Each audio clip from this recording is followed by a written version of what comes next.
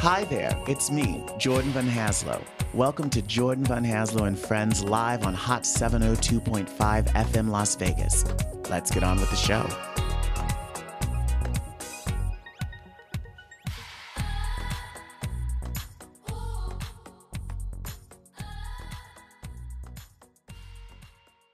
Hello, everybody. Welcome to another week of Showtime with Jordan Van Haslo and Friends right here on Hot 702.5 FM Las Vegas.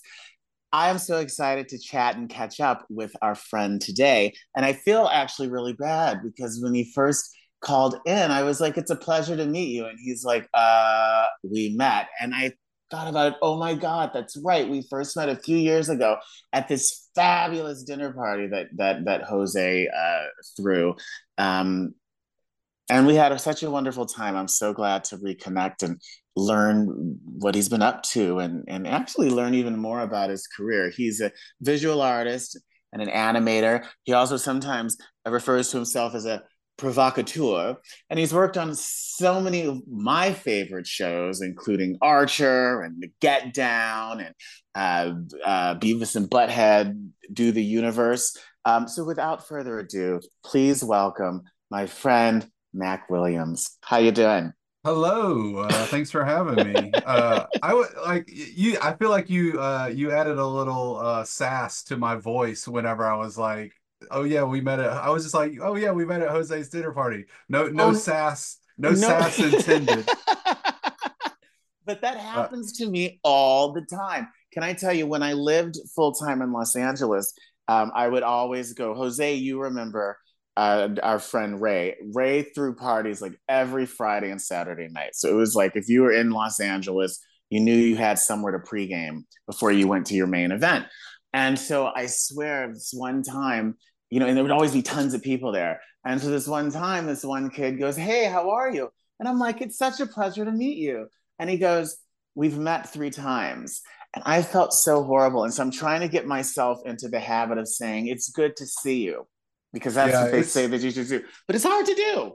it is. It is. No, I've absolutely been in that exact position before with you meet, friends of friends at a party or something like that, and it's, for whatever reason, the next time you see them, it doesn't click, it doesn't register. I feel like I have a pretty good memory for faces, but absolutely not names or like I'll be like I know I've met that person before. I know I should know their name, but I have no idea. But at least if you even have that much, you can like play it. You can do Play the it off a old little bit.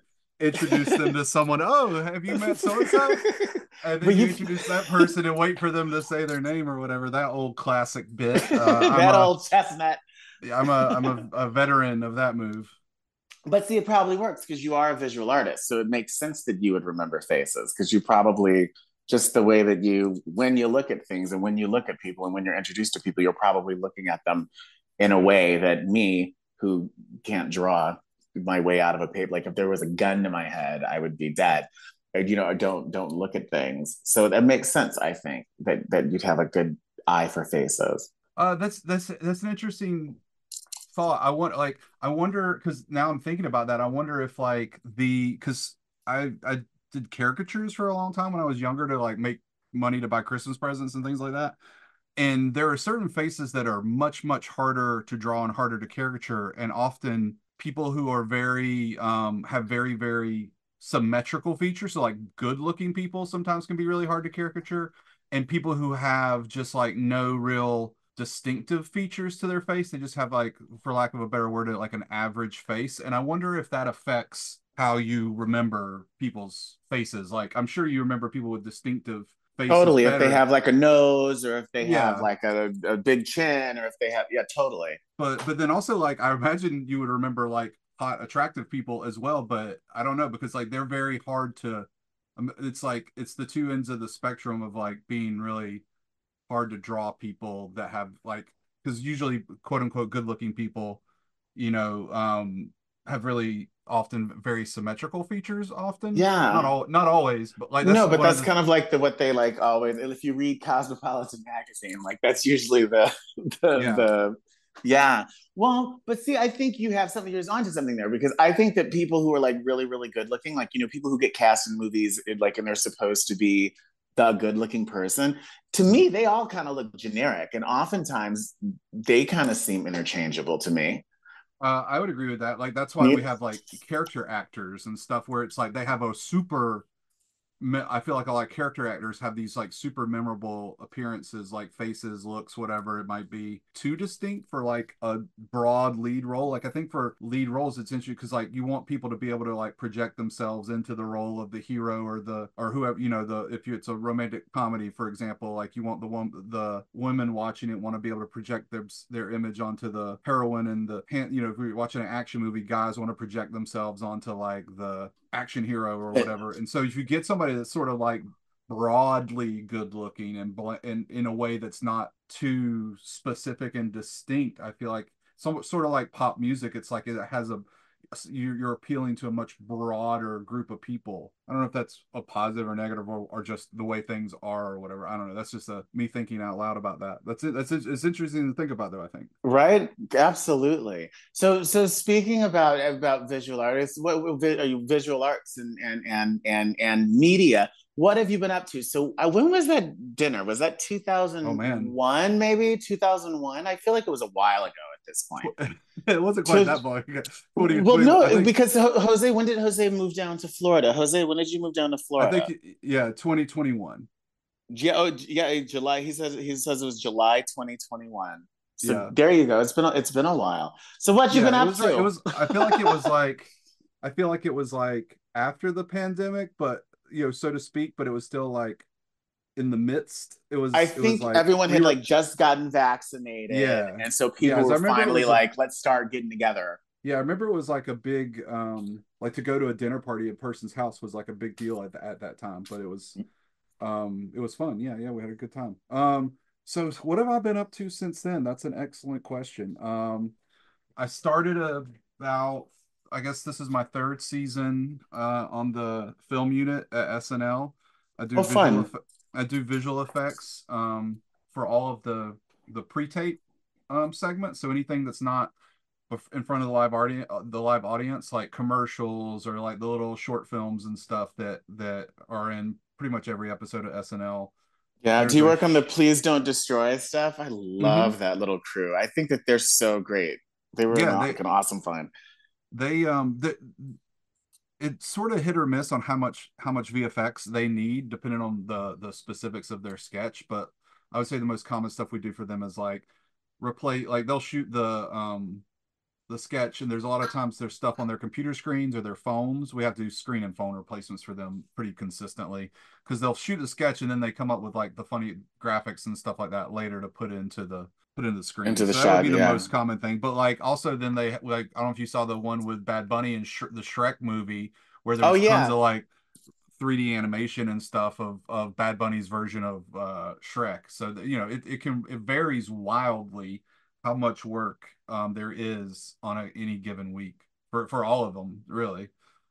But I would imagine it's really cool and unique because because of the nature of it being a variety sketch comedy. I imagine they'll call you and it'll be something completely different than the last project Oh, versus yes. say a show where it's like this is the show, this is the universe, and this is what we do every week. So I imagine that has to be really cool. It is. That's actually one of my very favorite parts of the job is there's two things, but that is like it's different every week and it sometimes wildly different. But with VFX, like sometimes even if the content or the topic of the sketch is wildly different, sometimes a lot of the stuff you're doing is very similar. We do a lot of, green screen, rotoscoping, things like that kind of apply across the board to many of the sketches. But yeah, having something like brand new, usually we don't find out about it till middle of the week ish. Will like I forget the exact schedule of when they do table reads and when they pick out which sketches are going to do all that stuff. I don't remember exactly when, but basically by Thursday afternoon, we sort of know what's going on and they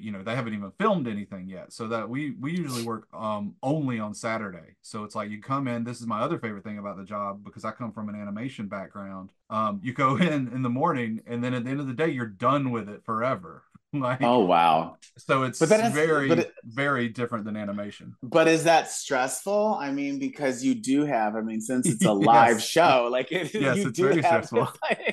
like how early do you go in, and like by what time is like the deadline for it to be locked so that they can, prep everything for that night's broadcast?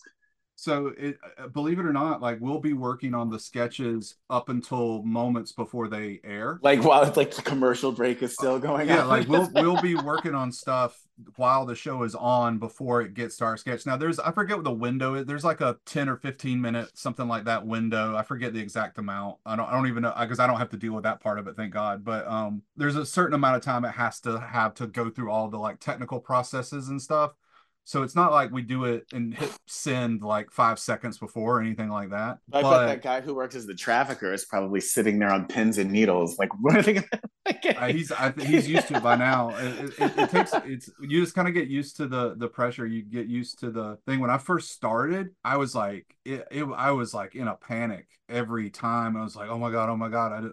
It was like just feeling the pressure and the stress was sort of overwhelming at first, especially in the first like 5 or 6 episodes that I worked on. And then you sort of like get the hang of it, just like any other Yeah. job, and you kind of chill out. We usually go in 10 a.m. on 10 a.m. Saturday because the editors are up all, like they film the thing on, if we're lucky, they film it on Thursday, but usually they film it on Friday. Editors are up all night editing it to do like a first pass, because if you're doing VFX, we have to at least have some like, footage in place to start working. And then we go in about 10 a.m., kind of get started. And then usually I don't leave until, on a good day, I'll leave at 1 a.m. when the show is over. But sometimes, on the East Coast, sometimes the thing that airs on the East Coast isn't even the final one. Like we did, like there, it'll be like Oh, a like shot. It'll be they'll fix they'll like you'll make an edit and for the West yeah, Coast record. Yeah. yeah. Well, mostly I don't even actually, I don't know for sure. I need to ask it. I don't know for sure if they fix it for the West Coast, but they fix it for YouTube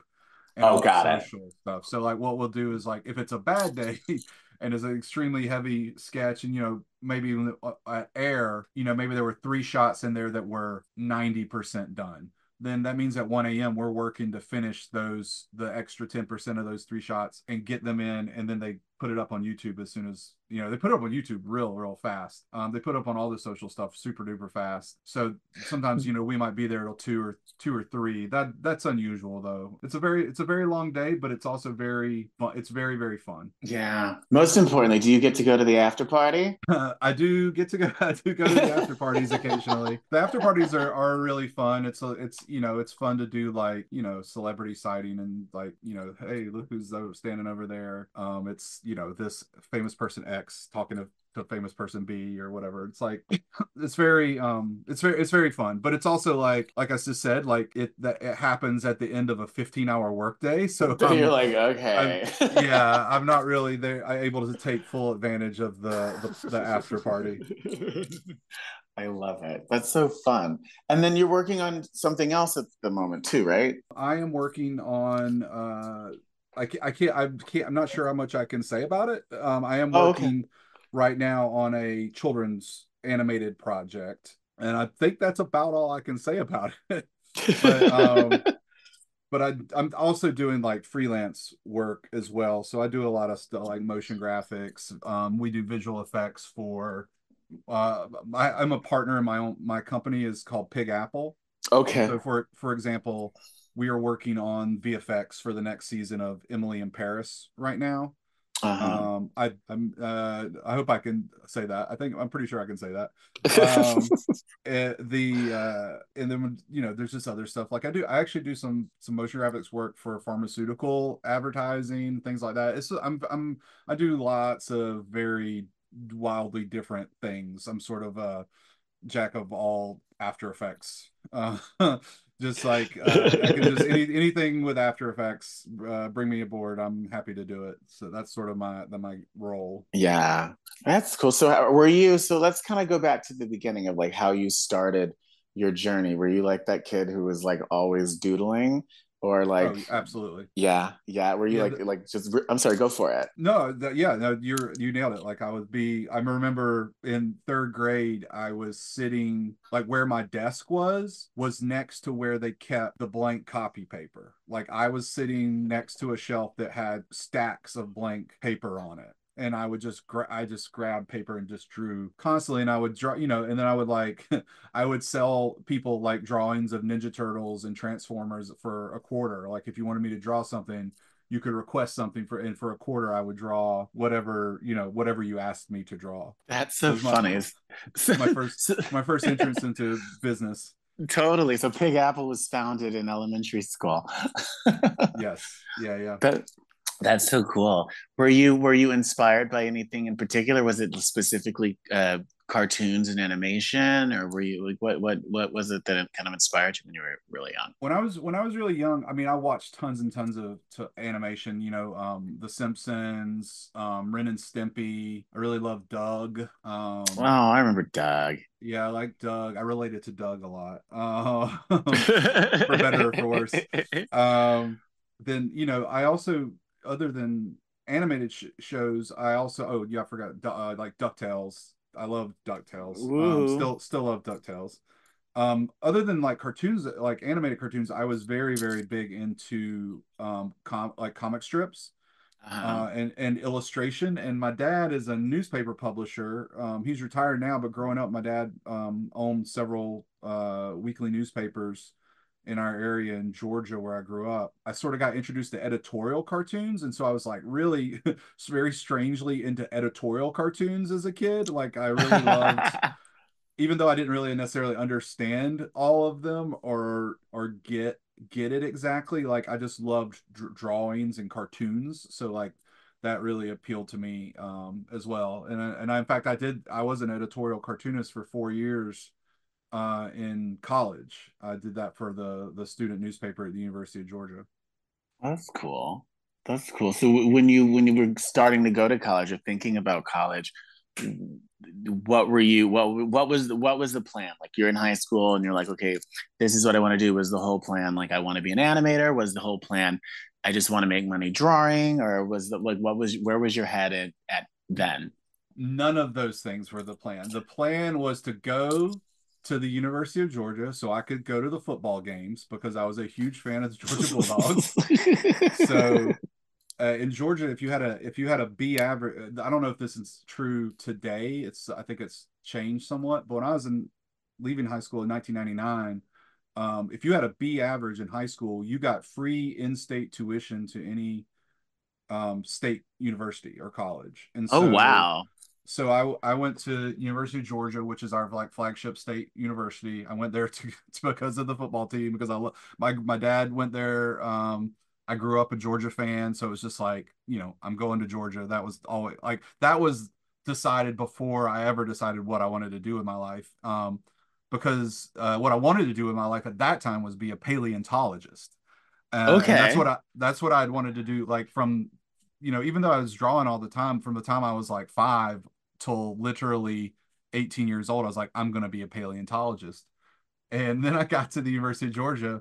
I So I'm took my assuming you very, drew a lot of dinosaurs. oh, yes. Yes, absolutely. When I got to the University of Georgia, I took my very first ever college level chemistry class, and I realized that animation was the route for me. That science and I was a geology major for one semester and took that one chemistry class and was like, I'm not feeling this, guys. I was like, I think I like to draw dinosaurs more than I like to study the chemical composition of their fossilized remains. That's hilarious. So talk to me. So you're like, okay, I'm gonna start studying animation. Talk to me about that transition of all of a sudden you're taking nothing but like art classes and things that are specifically and I'd imagine a lot of like digital classes and IT classes as it Mm-hmm. relates to media production. Talk to me about what like that was it like all were you like all of a sudden like a fish into water like oh my god this is where I'm supposed to be these are my people or were you and were you then thinking boom I'm gonna go be the next Matt Groening or like where was your head at that stage? I think, I liked I'm not really sure. I definitely felt like it was, I think I took to the art classes and stuff pretty naturally, but to be totally honest, um there were a lot of art school students in the art school, and I did not fit in that way. I was very much not an artsy art school type of person, like vibe. And so I was a little bit like, I don't know if I fit in with all these people. And I felt kind of uncomfortable, frankly, because a lot of them were like, very cool. Like they're very like, dress weird and cool. And they're very like, I'm sure they're like, Out there and dramatic and yeah, kind of exactly. crazy and Exactly. And that was not me. But you kind of you get used to it and you get into it. And I really even when I was in all these art classes and studying this stuff, my specific thing I was studying was computer animation, like you were saying. Like I took a lot of like 3D animation classes and digital classes and things like that, as well as the traditional art stuff. uh-huh. Um, but it was, I I still was like on all my courses, I was still keeping like one foot in other majors and stuff. So like I always was trying to fulfill all my art requirements, but also I would be filling out I would take classes to fulfill my requirements if I decided to switch to the journalism school, for example. Like Got it. I like made it my business to make all of my electives sort of double count so that if I ever like wanted to pivot, that I could pivot more easily. So like I really honestly all the way through kept one foot in art and one foot in really by like the last couple of years it was really like the journalism, the J school, because at that time, like I said, I was doing editorial cartooning. I was working in the newspaper. I have a newspaper background. um but I I graduated with a degree in art, and I didn't finish the journalism minor. Well, aren't you glad you dodged the newspaper bullet? The way things Well, might I be. dodged the newspaper bullet, but the AI bullet is coming for animation any day now. So I don't know. I dodged one bullet, but I feel like there's more bullets coming my way before I hit retirement age. I think the AI bullet's coming for everything. Yeah, Honestly. as long as they Yowza. cut me my monthly free income check every month once the AI takes over, I'm fine. Whatever. So when you graduated, what did you do? What was the first step? Well, I actually tying this directly into what I just said. My very first job was at a newspaper. Um, because I was basically I did an internship on C Lab for Adult Swim, Okay. and this is I did an internship. I thought they acted like they were going to hire me. They kind of led me to believe they're going to hire me, but the renewal, as Jose knows as well, in TV, you don't know if you have a renewal until it's signed on the dotted line and you have that next season renewal. And so they didn't want to hire me, obviously, if they weren't going to get another season of the show. And so they were going to waiting and waiting. And I'm like, I can't wait no more because I don't have any money and I don't have anywhere to live and I gotta get a job. So I went to Brunswick, Georgia, and worked at a newspaper. I started on a Monday. I believe this is the timing. I started on a Monday. On Wednesday, I got a phone call at work because this is sort of like this isn't before cell phones, but it's very early. Like I'd only had a cell phone for like a year at this point. I got a phone call at work at the newspaper office, which is very strange because it's only my second day there. And it was Matt Thompson, who's the executive producer of C Lab, one of the creators of C Lab, called me and said, "Hey, we got renewed. Do you want to come up here and work for us?" It's like it was day like 2 or 3. I can't remember if it was 2 0. It was like immediately, and so I was like, "Well, let me, yes, I do want to come, but let me think about it for a day and figure out how I'm going to handle this." And so I went in, I started on Monday and I gave my 2 weeks notice at the newspaper on a Friday. I did give them their money back. They'd given me some money to move. And I gave them the money back. I was like, here you go. You can have this back. No harm, no foul. I'm going to Atlanta. And it was not a big deal because I'd been very open with them through the whole process of like, hey, I want to do this other thing. And if this opportunity comes along, I'm going to bolt and I'm going to go do it. But I also will work for your newspaper. I was doing page layout and editorial cartoons for them. Uh-huh. Was the plan. I did, but then I drew like But two. then instead you did new hire orientation and then Yeah, yeah. And then it was like, peace, see you later. But it was interesting because it was one of very it was, I don't know how many of these still exist, but it was an afternoon newspaper, which is kind of an antiquated thing. But it was like late edition, that whole thing, yeah, like late edition, yeah. exactly. So like I had like school teacher hours. So I had to be at work at like 6 a.m. and then I would be done by like 2:30, which was kind of nice. Oh Um well. yeah, so that was, I don't know, that was an interesting experience. But then I went and started working on C Lab, and sort of the rest is just been, I was there for 7 years with Matt and Adam Reed, the creators of C Lab, and we did C Lab, we did Frisky Dingo, and then we moved from Adult Swim to FX to do Archer, and so I was there with them through that whole time doing those shows. Oh, that's cool. So how did your role and your responsibilities and what you and your job title like how did when you first joined C Lab, what were you doing versus as you know 7 years passed? Well, I had a hot inside tip from my current my roommate at the time, who interned at C Lab the year before I did. And they had hired him when he graduated. He's like, you need to learn After Effects, because if you we need people that know After Effects. They keep hiring these freelancers and they're all too flaky. And so I learned, that's when I started learning After Effects, was my senior year of college. And so when I got the job, my job was going to be illustration and like character illustration, character design, like a junior level of that, like Mm-hmm. basically doing different poses and stuff from designs that our lead artist Christian Danley had done. And then also I was animating, and so when I was doing that, I was working with my former college roommate and current business partner, Ed Mundy. Ed and I have been good friends for shoot 25 years now.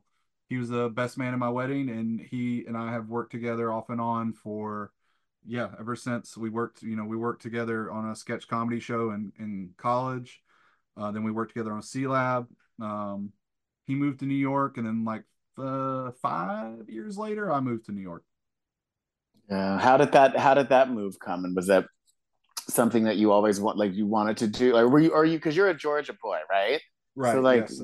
Atlanta, were you happy in Atlanta, or was it like moving to New York or LA something that was kind of like in the back of your mind of like, oh yeah, I'd love to do that. It's sort of a long, detailed story if I were to give you like all of the reasons, but whenever people ask me that, We got a little excuse time. me, excuse me, whenever people ask me why I moved to New York, I always just say it's New York, and it's New York City. Like, what do you mean? Why did I move here? It's New York. Uh, but for me, it definitely was something that was in the back of my mind for a while after I had like my other business partner. We have three partners in Pig Apple, my business. My other partner is Trevor Williams, who similarly was in the sketch comedy show that we did in college, and we've known each other for years and years and years. And he moved to New York first, and so Okay. he moved to New York in like 2004. So I'd come up here and visit. I had another friend that moved up here, went to NYU Film School. So I would come to New York and like visit, and I really loved it and thought it was great. I really, because Atlanta's, I really love taking the subway instead of driving. I don't love Yeah. driving in Atlanta traffic. Then Ed moved up here. I continued to come visit for a few years. I would come usually like at least once a year ish. And then after the first season of Archer, to be quite honest, I was just totally burned out because we had put that thing together with we did the pilot, I want to say with like 8 people total, not like on the production staff, not including obviously voice actors and things like that, but like then we got picked up for the season, and we partnered with this other animation company, and it just became this very overwhelming thing. I was working like 80, 90 hour weeks for like 9 months straight to do the first season, and it just was really overwhelming. And then I just decided, you know what? I think this is time to go to New York, and I was ready to make a move. There was some other stuff in my life. It's just sort of like I think I'm ready to go try something new now.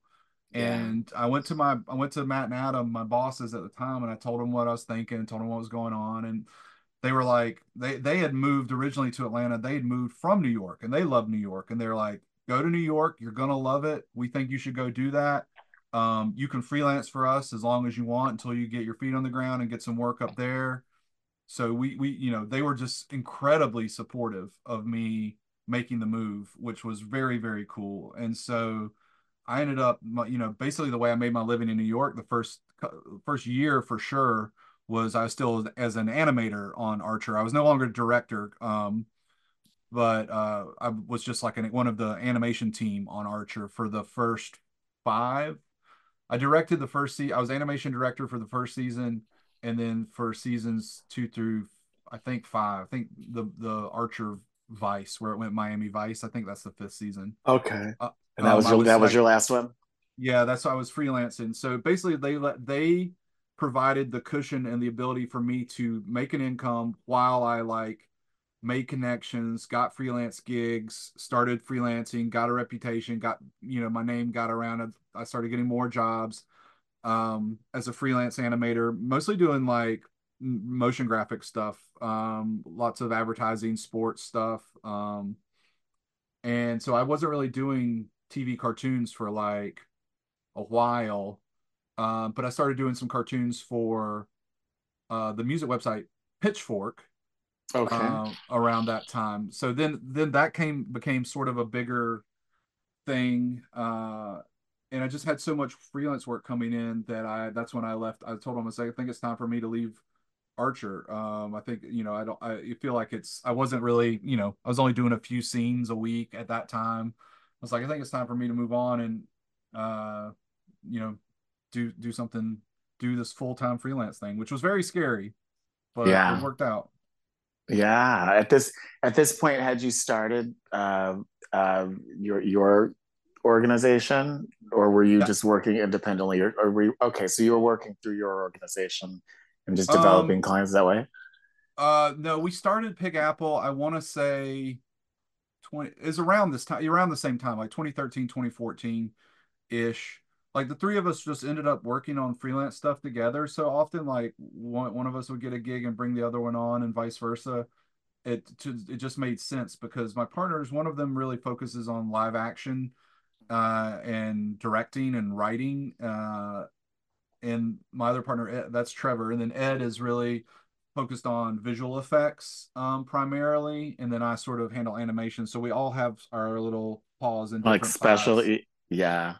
Well, that's really cool. Do you so you've worked in a variety of different mediums, right? You've worked for websites, you've worked in television, you've worked in newspapers, you've worked, like do you have do you have a favorite medium? Like if I were to say, okay, you have to have one job for the rest of your career and you can only it has to be that job until you retire or fall over.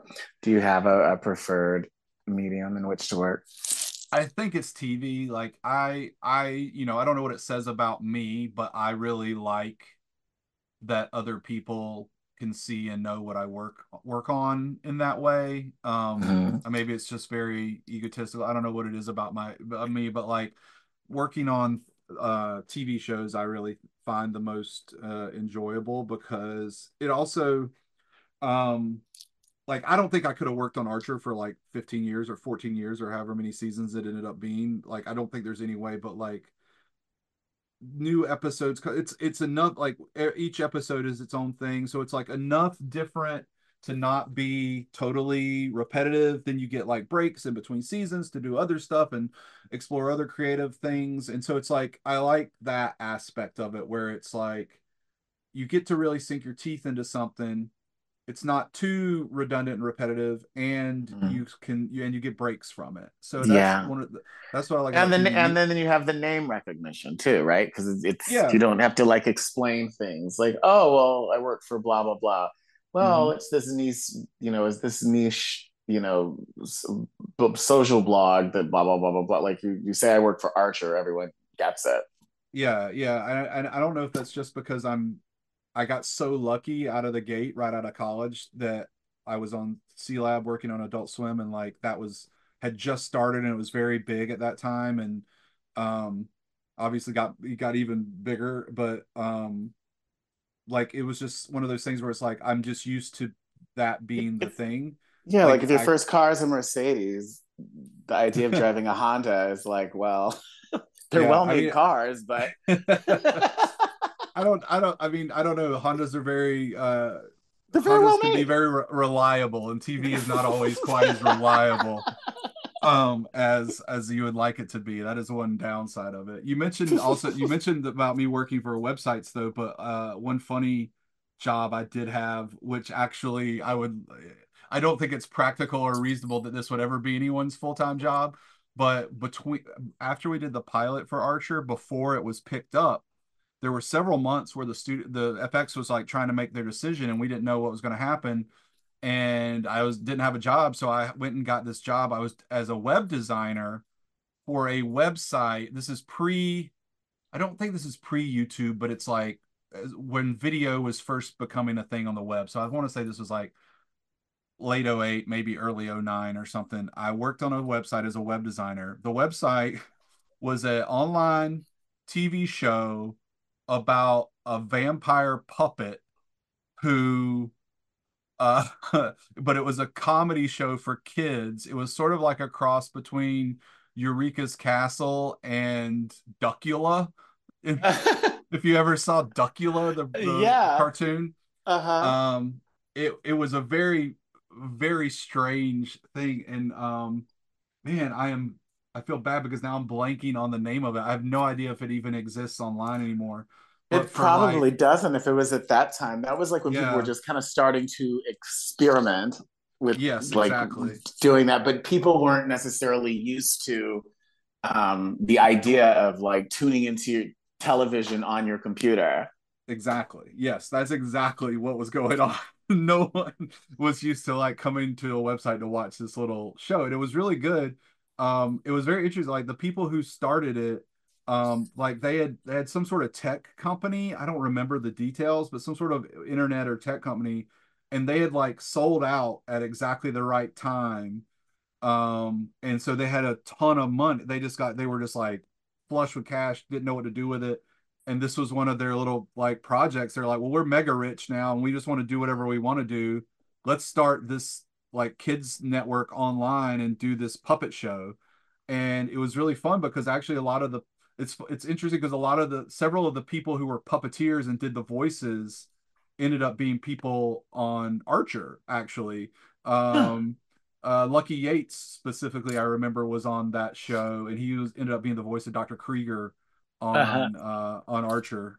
Yeah, so that anyway, I just want to sidetrack to say I've had just to add to the list of very strange jobs that I've had. Like I wasn't actually animated. I was doing web design for them with this other guy, Renee, who I knew in Atlanta. That's so funny. Yeah, that was a really fun time on the web. But Jose and Yes. I used to work on a show. It was a soap opera, and it was the same type of a thing because it was before it was before, or you know, it might have been like right when YouTube came up, but it was like still when YouTube was basically like cat videos. Like no one was Yeah. doing any kind of like actual um, narrative entertainment. And it was fun, but like totally different. Like just getting people to like say like, yes, go to this website and press play on this day was really different. It's amazing how fast, how quickly things have changed.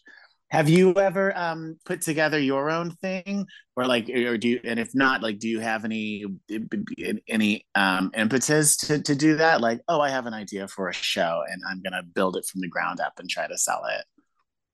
I would love to do that. One of the skills that I have not practiced and really had a lot of experience in is writing.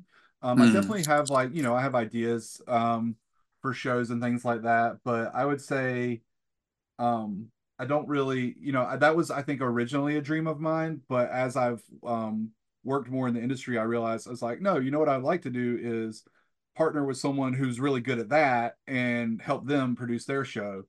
And so that's one of the things that we're working on right now with Pig Apple is we're currently almost finished. I just sent it for sound mix today to an animated short that we're doing with a web comic creator. I don't want to say too much about it, but it's about 98% done. and this is going to be short. We're going to enter into festivals, things like that, but it's also like sort of a proof of concept for a show pitch that we want to take around and pitch to networks. We have excellent timing because, as you know, everybody's buying these days. Wah, wah. Yeah. So I don't know, but we're very I'm very proud of it. I'm hoping we can get in some festivals and things like that because it's the first time that we've ever like self-funded an animated project. Like we've actually done a couple of different short films, like live action stuff that my partner Trevor directed that were pretty successful and got some film festival stuff. But this will be our first self-funded animated project that we've finished. That's really cool. So I not to was well not if to we were doing this interview 2 weeks from now. I could tell you more about it, but I feel like I can't really tell you much right now. Sorry. totally well like and like I said, not to ask you like any specifics, but like what's the demographic of it? And like if you sold it, where like in your perfect world would it live? I think it's very Adult Swim that's where I come from. That's sort of the vibe. It's very the original webcomic is very strange and avant-garde, but also hilarious and very, very smart. And so I think Adult Swim is the obvious place for it, but there's also, I think, a lot of opportunity for things on streaming because one of the things I like about streaming is that many, many more shows that don't fit neatly into a genre or category or whatever Or like a get programming block or whatever. Yeah, yeah, yeah, yeah. exactly, can they get made. Like there's all sorts of stuff on, Netflix for a while was good at this, and I think other streaming services are great at this of putting out things that are not typical of what you would find on like linear TV. And so that's something that excites me. On Netflix, it's like you can play with the time. Like it doesn't have to be 22 minutes. It can be 14 minutes Whatever an it is, episode if yeah. that's yeah, whatever you think is appropriate. And so that's something that really interests me as well. And Adult Swim does a little bit of that. Adult Swim for so long, every show was 11 minutes Mm-hmm. when it first started. And so that's something that I want it to be something sort of like that, just because that's what I enjoy and that's my background as well. Yeah, no, that makes sense. The streaming thing has been so interesting to watch, how it expanded, and everyone was spending so much money just buying, because we're launching this streamer and we have to have so much content. And so now there's so much content, no one knows what to do with it. So like it almost looks like we're gonna go back to the cable model just on streaming. You know, what do you It what do you really what do you is. like? And it's like I think it's so interesting how it seems that Netflix really won, and Mhm. I think that the other organizations that like now that Disney has all of Hulu. Remember, Hulu used to be what Disney, A&E, I think Time Warner owned part of it. And like it totally could have been like the, Spectrum cable, your Comcast cable 2.0.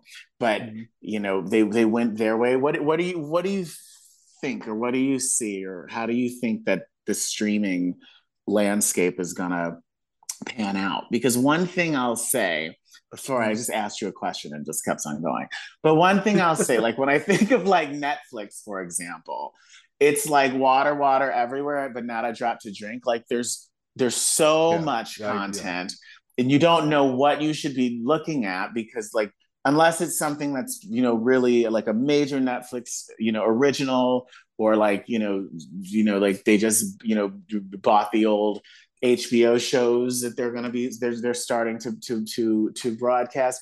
There's not really any advertising for it, and like if you're like it's like I guess what's so good about being on Netflix if no one knows you're there?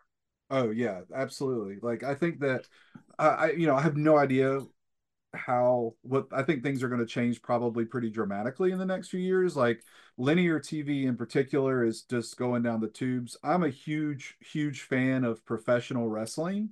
Mm-hmm. And the way that this is connected, the way that is connected, I'm not just throwing it in there, is the TV ratings for professional wrestling. There's two major companies. Obviously, the WWE is by far the number one company. There's another company called AEW, I've gotten into I, AEW recently. I love it. I love AEW. I could go. We could make a whole another hour talking about wrestling, but the ratings.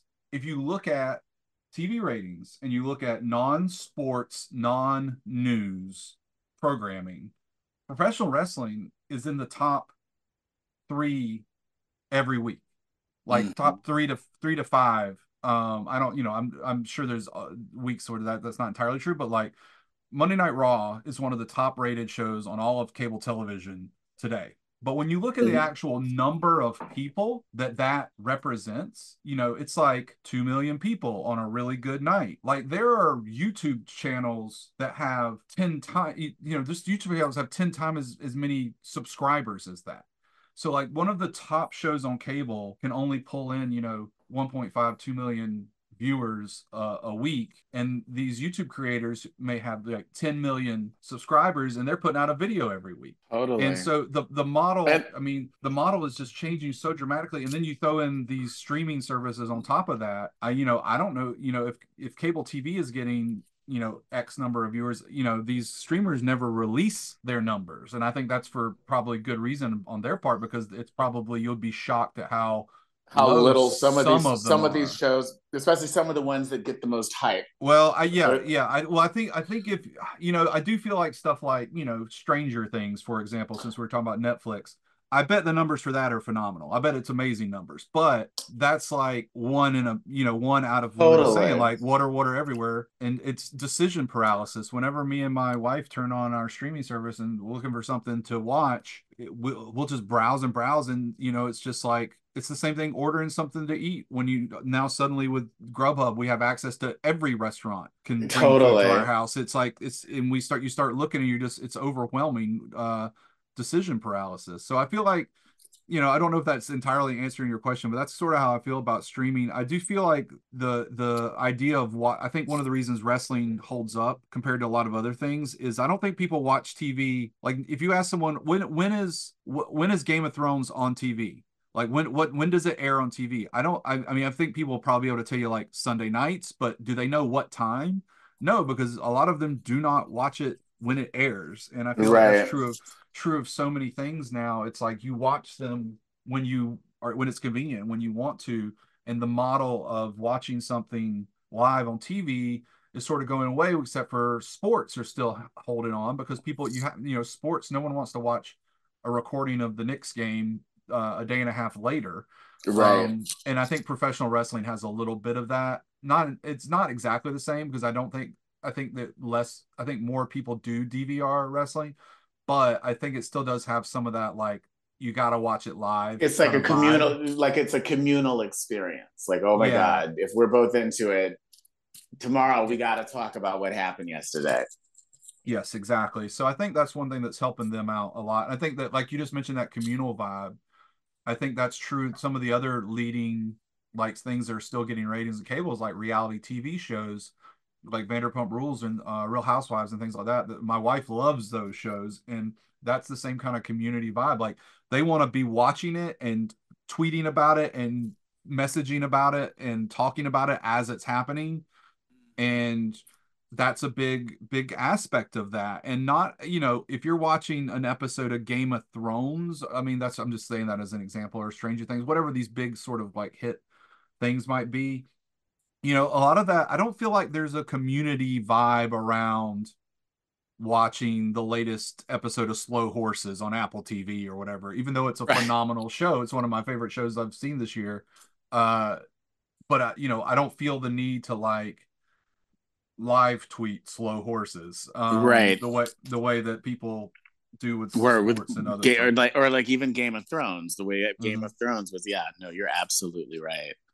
It'll be really interesting. Apple TV, you mentioned Apple TV, and that's another one because I wonder, like, because all of their shows, I feel like they've positioned themselves to be kind of like the new HBO in the Hmm. sense that it's high quality, top notch stars, but I feel like I have a feeling that their ratings are really really low, and I like a Oh few yeah. things on their thing, but like I don't know, I never have anybody to talk about any of their shows with because nobody I know has Apple It's TV except for me. I um, I'm not sure how much I am at liberty to say about this, but I worked on the first and second season of The Problem with Jon Stewart for Apple TV, and you may or may not have read in the New York Times that John and Apple mutually decided to end the show. So I have a little bit of a experience working, dealing with like, being working on an Apple TV show, and it's like it seems to me, and this is just my solo Mac Williams's opinion. Uh, it seems to me they do not. It's a vanity project. It's like they do not spend on marketing.